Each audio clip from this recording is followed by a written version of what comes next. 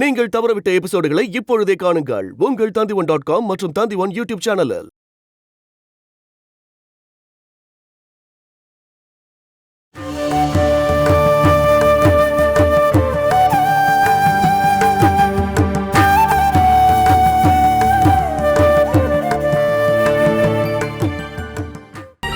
எனக்கும் என் அம்மாவோட மனசுக்கு இடையில ஏதோ ஒரு பிளவு ஏற்பட்டிருக்குன்னு எனக்கு தோணுது. இப்போ அப்படியேதாம்மா இருக்கு. எனக்கு பசி, தாகம், டயர்ட் எதுவுமே கிடையாது. எனக்கு எதுவுமே வேண்டாம். தண்ணி, சாப்பாடு எதுவுமே வேண்டாம். அப்படி இருக்கும்போது என்னால எப்படி காஃபி குடிக்க முடியும்? உண்மையா சொல்லணும்னா என் அம்மா திரும்ப வருவாங்கன்னு உனக்கு தோணுதா சௌமியா? ஏன் அக்கா இப்படி எல்லாம் பேசிட்டு இருக்கீங்க? நீங்க எதிர்பார்க்கணும், பிரார்த்தனை பண்ணணும். அப்பதான் ஆன்ட்டி கண்டிப்பா திரும்ப வருவாங்க.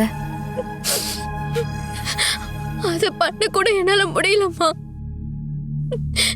நான் என்ன சொல்ல வரேன்னா, அம்மாக்கு எங்கேயோ ஒரு ஆபத்து நடந்திருக்குன்னு சொல்ல வரேன்.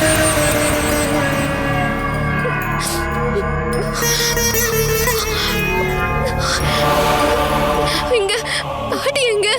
நான் உடனே போகணும். நான் எங்க அம்மாவை தேடி போகணும். என்ன பண்றீங்க? இப்படி உங்க நம்பிக்கை கைவிட்டு போற அளவுக்கு அப்படி என்னதான் நடந்துச்சு? நீங்க வாங்க, இங்க வந்து உட்காருங்க. அட உட்காருங்க ப்ளீஸ். பாட்டி ஏற்கனவே கஷ்டத்துல இருக்காங்க. நான் ஏன் அங்க இருந்து உங்களை மட்டும் தனியா கூட்டிட்டு வந்தேன்னா, நீங்க ரெண்டு பேரும் ஒன்னா இருந்து ஏதாவது பேசிக்கிட்டு மனசுல இருக்க வருத்தத்தை பெருசாக்க வேண்டானுதான். சொல்ல போனா நீங்க தான்க்கா பாட்டிக்கு தைரியத்தை சொல்லணும். லக்ஷ்மி ஆண்டி என்னெல்லாம் தியாகம் பண்ணி உங்களை இந்த அளவுக்கு கூட்டிட்டு வந்திருக்காங்க. நீங்க ஆண்டி கிட்ட இருந்து என்ன கத்துக்கிட்டீங்க? ஒரு பிரச்சனை வந்தா எப்படி தளர்ந்து போறதுனா? ஆண்டிக்கு எதுவுமே நடந்திருக்காதுக்கா. இதை விட பெரிய பெரிய பிரச்சனை எல்லாம் தாண்டி வந்தவங்க தான் லக்ஷ்மி ஆண்டின்னு என் அப்பா என்கிட்ட சொல்லியிருக்காருக்கா. அதனால தானே அப்பாவும் எல்லாத்துக்குமே தைரியமா இருக்காரு. ஆண்டிக்கு எதுவும் ஆயிருக்காதுன்னு பாட்டி முழுசா நம்புறாங்க. அப்படி இருக்கும்போது நீங்க மட்டும் ஏங்கா பயப்படுறீங்க? இத பார்க்கும் போதுதான் பாட்டிக்கும் எங்களுக்கும் ரொம்ப டென்ஷன். அப்படின்னா அம்மாவுக்கு ஏதாவது நடந்திருக்குமோன்னு எனக்கு மட்டும் தான் தோணுதா? ஆமாக்கா, உங்களுக்கு உங்களோட அம்மாவை தவிர வேற யாரும் இல்லைங்கிற சிந்தனை தான். அப்படி சிந்திக்கிற அளவுக்கு எதுவும் இல்லையே. ஆண்டி எப்பவும் உங்க கூட தான் இருப்பாங்க. நீங்களும் ஆண்டி கூட. ஆமால, சரிதாம்மா. என் அம்மா இல்லாம போனதுக்கு அப்புறம் இந்த கிருஷ்ணாவும் இல்ல. அப்படி இருக்கும்போது நான் என் அம்மாவை பத்தி இப்படி யோசிச்சுட்டு இருக்கேன்.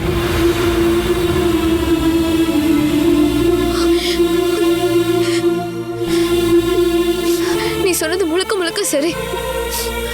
இது எல்லாமே என்னோட பயம்தான். அம்மாவுக்கு எதுவும் ஆயிருக்காது.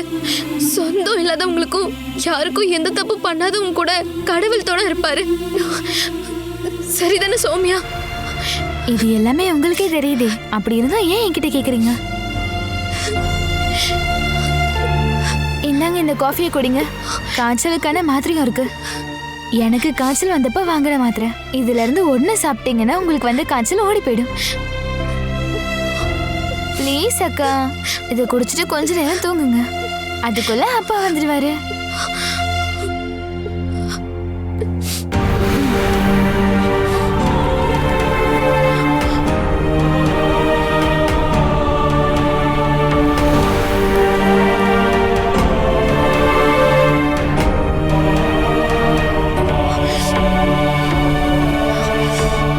போய் தூங்குங்க.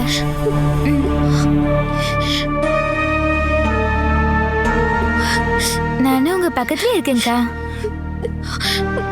மாமா வந்ததும் என்ன கூப்பிடுவாரா? கண்டிப்பா கூப்பிடுவாரு. நீங்க எழுந்திருக்கும் போது ஏதாவது ஒரு குட் நியூஸை கேட்கலாம். நான் தான் சொல்றேன்லக்கா, படுங்க.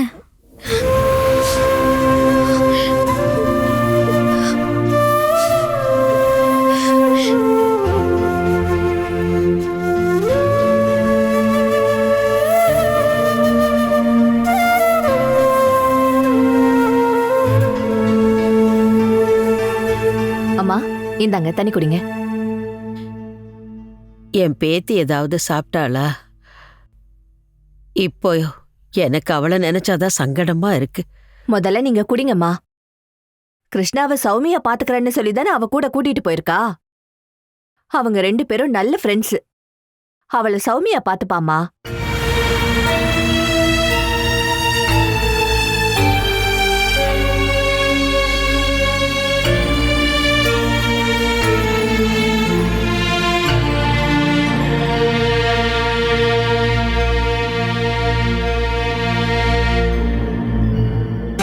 கொஞ்ச நாளா லக்ஷ்மியோட மனசுல கெட்ட சகுனமா வருதுன்னு என்கிட்ட சொல்லுவா.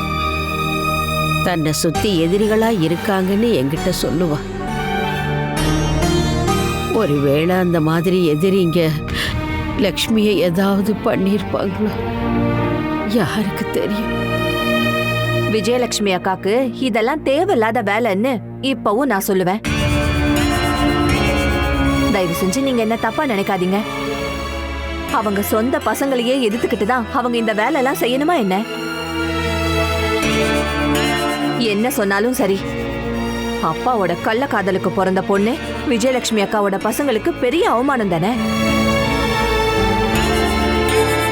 அது வந்துமா, பசங்க சைட்ல இருந்தும் நாம இதை யோசிக்கணும். அப்பதான் அது உங்களுக்கு புரியும். அவங்க ஊர்ல மதிப்பும் மரியாதையோட இருக்காங்கல்ல. அவங்களுக்கு இந்த மதிப்பு மரியாதையெல்லாம் யாரு உருவாக்கி கொடுத்தாங்க கௌசல்யா? அவங்கெல்லாம் தானாவே பூமியிலிருந்து முளைச்சு வரல. அது எல்லாத்தையும் விஜயலட்சுமி தானே முன்ன நின்று கஷ்டப்பட்டு உழைச்சு கொடுத்துருக்கா. அப்போ விஜயலட்சுமி சொல்றத கேட்டு அவளுக்கு பக்கத்துணையா இவங்க எல்லாரும் இருந்திருக்கணும்ல. நீ என்ன சொன்னாலும் சரி, விஜயலட்சுமியோட பசங்க நடந்துகிட்டது எந்த விதத்திலையும் எனக்கு பிடிக்கல. காரணம், எனக்கு அவங்கள மாதிரியே தான் கிருஷ்ணாவும். ராமச்சந்திரனோட பொண்ணு அவ. என்கிட்ட ரொம்ப அன்பு காட்டுற பேத்தி. லக்ஷ்மியோட பசங்களுக்கு எல்லாமே இருக்கு. ஆனா கிருஷ்ணாவுக்கு எதுவுமே இல்ல. கிருஷ்ணாவுக்கு துணையா இருக்க வேண்டியது நான் தானே. யாருமே இல்லாத என் பேத்திக்கு வாழ்க்கை கொடுக்கணும்னு விஜயலட்சுமி அதுக்கான முயற்சி செய்யும்போது நானும் கூட இருக்கணும்ல. கொஞ்சமாவது நன்றியோட நடந்துக்கணும் கௌசல்யா. என் மனசுக்குள்ள இருந்ததை நான் வெளிப்படையா சொல்லிட்டேம்மா. அதுவும் விஜயலட்சுமி அக்காக்கு இப்படி ஒரு நிலைமை வந்ததால தான் நான் சொன்னேன். அது மட்டும் இல்லாம உங்க குடும்பத்து விஷயத்துல தலையிட்டு பேசுற அளவுக்கு எனக்கு எந்த உரிமையும் கிடையாது. அப்படியெல்லாம் சொல்லாத கௌசல்யா.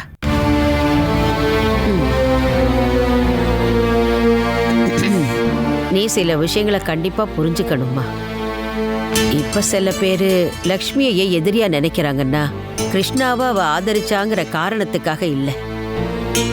அசோகனோட கேஸ மறுபடியும் ஆரம்பிக்கணும்னு நினைச்சு கோர்ட்ல மனு கொடுத்தது தப்புன்னு சொல்றாங்க. உன் பையன் நிரபராதின்னு சொல்றதுக்காக மட்டும்தான் அவ எந்த எல்லை வரைக்கும் போயிருக்கான்னு உனக்கு தெரியுமா? அந்த கேஸுக்கு தேவையான ஆதாரங்களை லக்ஷ்மி சீக்கிரம் கண்டுபிடிச்சிட்டா. அத வக்கீல பார்த்து கொடுக்கலான்னு தான் அவ கார்ல போனா. என் பொண்ணுக்கு எந்த ஒரு ஆபத்தும் நடக்காம இருந்தா அதோட பலன் எல்லாருக்கும் கிடைக்கும் கௌசல்யா. நீ குற்றம் சொல்றதுக்கு பதிலா பிரார்த்தனை பண்ணு. அதுதான் இப்ப தேவை.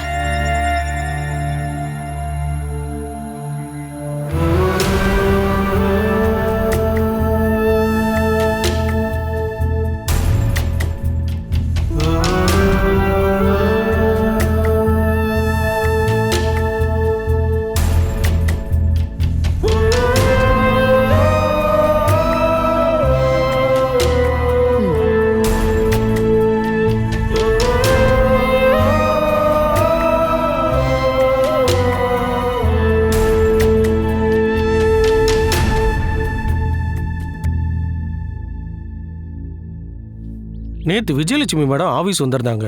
ஆனால் எங்கள் அம்மா கூட நான் ஹாஸ்பிட்டலில் இருந்ததுனால அவங்கள பார்க்க முடியல. சாயந்தரம் வரைக்கும் வெயிட் பண்ணிட்டு தான் போனாங்கன்னு ஆஃபீஸில் சொன்னாங்க.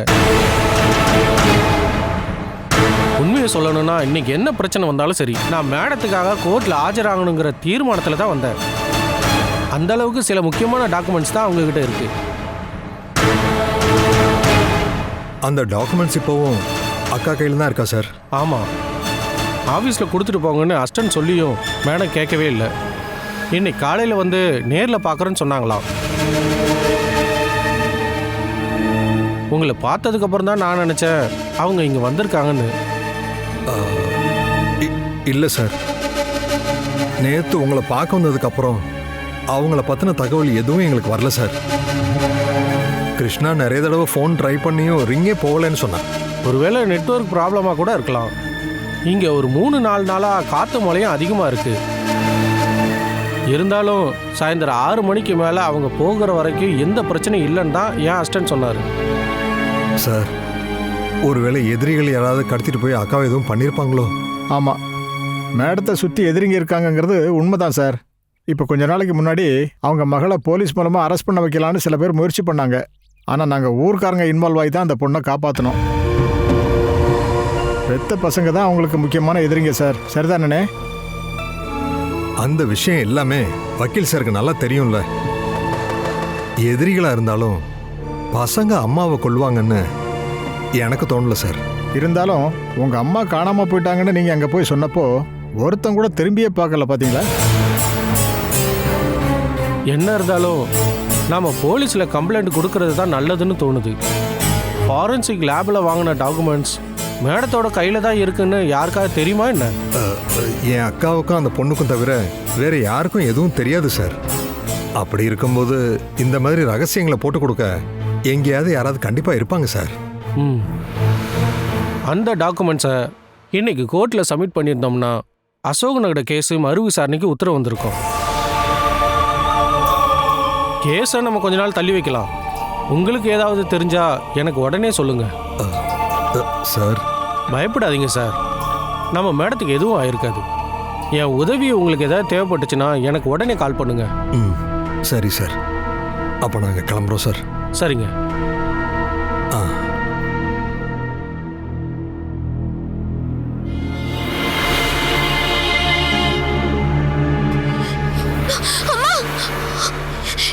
எங்க அம்மா? அக்கா, அம்மா, அக்கா என்னக்கா இப்போ எழுந்திருச்சு எங்க போறீங்க? அது வந்து சௌமியா அம்மா. அம்மா என்ன கூப்பிட்ட மாதிரி தோணுச்சு, அதனால தான் டக்குன்னு எழுந்துச்சிட்டேன். உனக்கு கேட்காம இருக்கலாம், அம்மா வந்துட்டாங்க போல. இல்லக்கா, நீங்க கொஞ்ச நேரத்துக்கு முன்னாடி தானே தூங்குனீங்க. தூக்கத்துல கனவு ஏதாவது வந்திருக்கும்.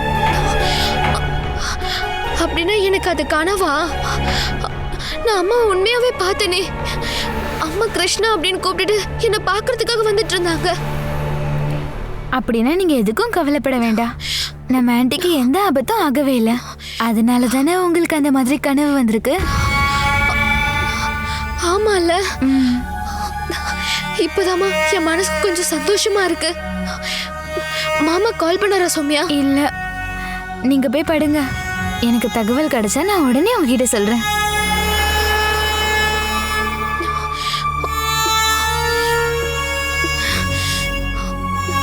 இங்க பாருங்க, இப்பவே உங்களுக்கு காய்ச்சல் அடிக்குது. கொஞ்ச நேரம் நல்லா படுத்து தூங்கினாதான் இந்த காய்ச்சல் எல்லாம் போகும். அம்மா வரப்போ நீங்க ரொம்பவே தெம்பா எழுந்திருக்கணும்ல. மாமா அம்மாவை கூட்டிட்டு நேரம் இங்கே தானே வருவார் சௌமியா. அதுக்கப்புறம் அம்மா என்னையும் பாட்டியையும் வீட்டுக்கு கூட்டிட்டு போயிடுவாங்க. ஆமாக்கா, நீங்க போய் படுங்க. வாங்க, இதுக்கப்புறம் ஒன்றும் பேச வேண்டாம். கௌசல்யா, கௌசல்யா கொஞ்சம் குடிக்க தண்ணி கொண்டாமா.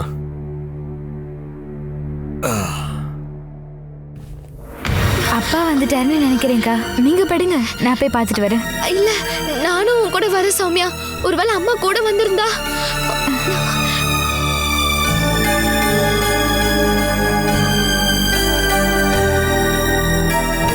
அப்பா என்னப்பாச்சு? லக்ஷ்மி ஆண்டியை பத்தி ஏதாவது தகவல் கிடைச்சதா? அம்மாவை பார்க்கலையா மாமா?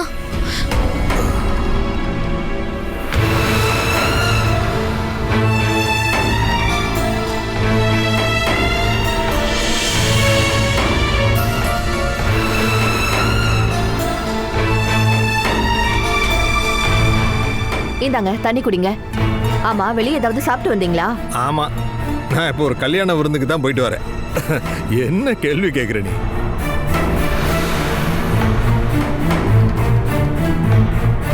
உங்களுக்கு சுகரும் பிரஷரும் இருக்கு. சரியான நேரத்துக்கு சாப்பிடலனா கண்டிப்பா மயக்கம் போட்டு விழுந்துருவீங்க. அதனாலதான் நான் கேட்டேன். அம்மா போதுமா? எப்போ உங்களுக்கு எது கேட்கணும்னு தெரியாதா என்ன? ஆண்டிக்கு என்ன ஆச்சுன்னு எங்க பாட்டியும் கிருஷ்ணா அக்காவும் வழி மேல விழிய வச்சு காத்துக்கிட்டு இருக்காங்க.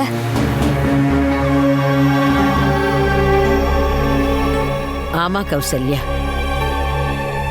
அச்சுதம் போன விஷயம் என்ன ஆச்சுங்கிறத அவன் சொல்லட்டும். அவன் அக்காவை தேடி போனதுனால மத்தத பத்தி அவன் கவலையே படமாட்டான். அச்சுதா, ஏன் எதுவும் சொல்லாம இருக்க?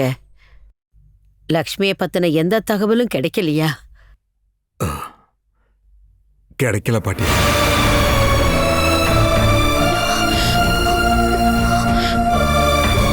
மேலங்குளத்துக்கும் போயிருந்தேன். ஆனா அவங்க யாருமே நான் சொன்னதை காது கொடுத்து கேட்டுக்கல. அப்புறம் வக்கீல போய் பார்த்தோம்.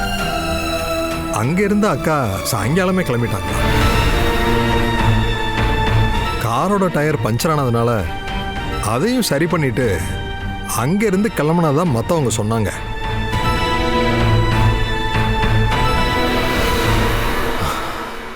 அதுக்கப்புறம் யாருக்கும் எந்த தகவலும் தெரியல. கடவுளே, என்னோட அம்மா பாட்டி, என் அம்மாவுக்கு என்ன பாட்டி ஆயிருக்கும்? இதுக்கப்புறம் அம்மாவை எங்க போய் தேடுறது?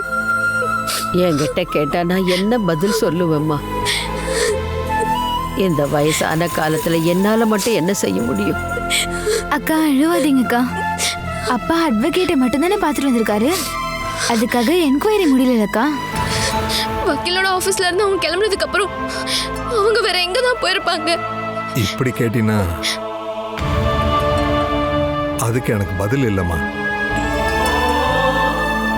இருந்தாலும் போலீஸ் கிட்ட ஒரு கம்ப்ளைண்ட் கொடுக்கணும்னு தான் நான் நினைக்கிறேம்மா. அவங்க தேடி பார்க்கட்டும். நான் இப்பவே ஸ்டேஷனுக்கு போறேன். நீங்க இங்கேயே இருக்கீங்களா இல்ல வீட்டுக்கு போறீங்களா? நம்ம வீட்டுக்கு போலாம் பாட்டி. ஒருவேளை அம்மா வீட்டுக்கு வரலாம்ல, அப்போ நம்ம அங்க இல்லைன்னா அம்மா பயந்துருவாங்க. அப்படின்னா நாம எல்லாரும் ஒண்ணா போலாம்.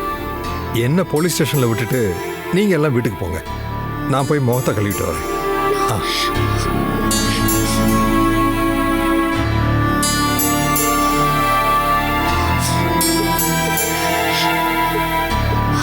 நீ வருத்தப்பட வேண்டாம்மா.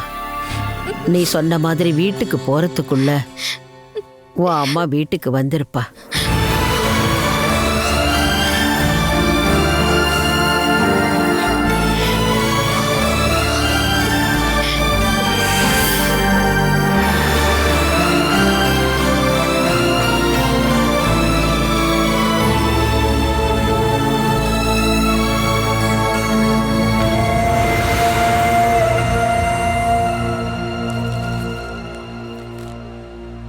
மேலங்குளத்து விஜயலட்சுமி காணாம போனா அவங்க பசங்க தானே கம்ப்ளைண்ட் கொடுக்கணும். நீங்க ஏன் கொடுக்குறீங்க? விஜயலட்சுமி என்னோட சொந்த அக்கா சார். அவங்க பசங்க பிறக்கிறதுக்கு முன்னாடியே நாங்க அக்கா தம்பியா பிறந்துட்டோம் சார். கூட பிறந்த சொந்தம். அதெல்லாம் சரிதான்.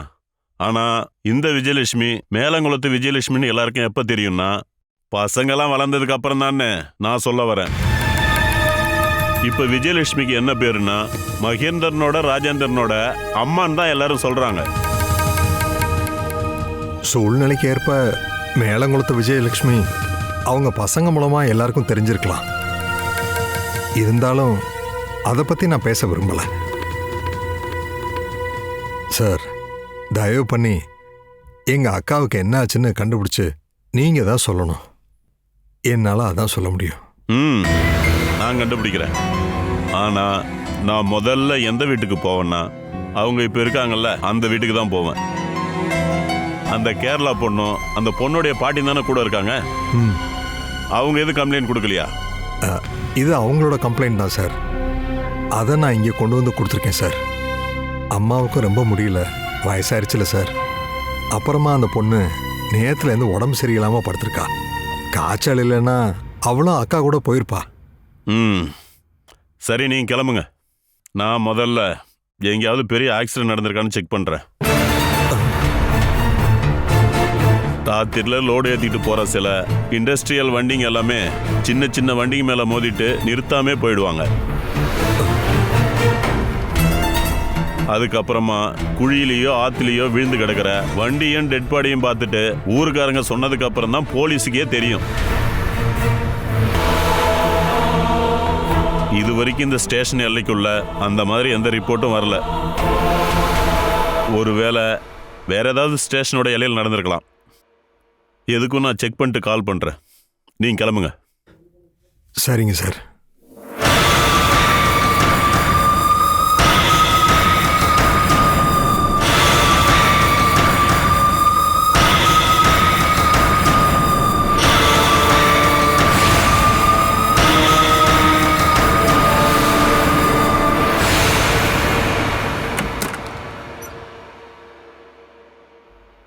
ஆஹா, என்ன நீங்க கிளம்புறதுக்கு ரெடி ஆயிட்டீங்களா?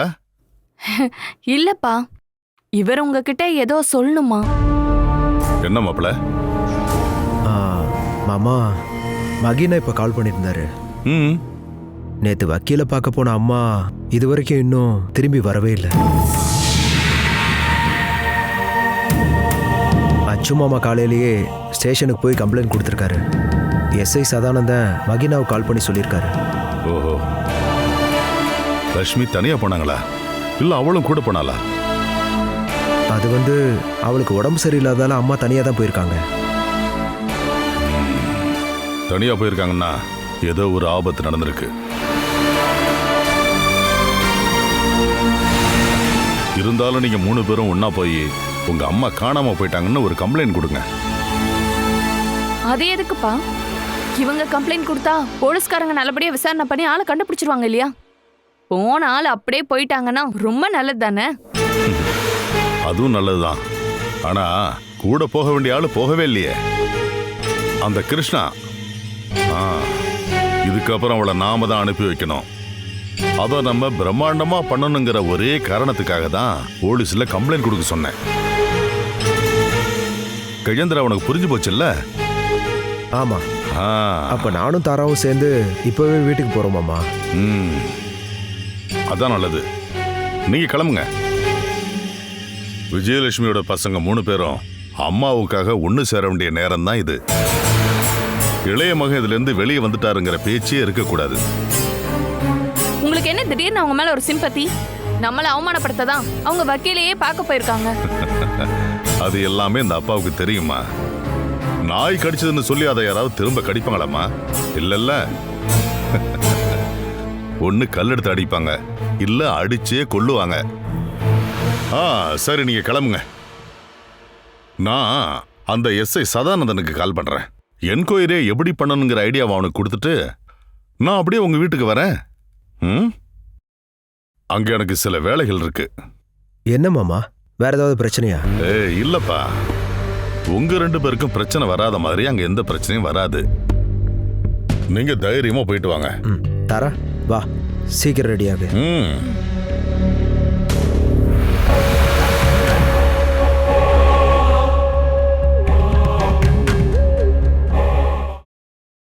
Catch us on TV, Tandivan.com, Facebook and YouTube.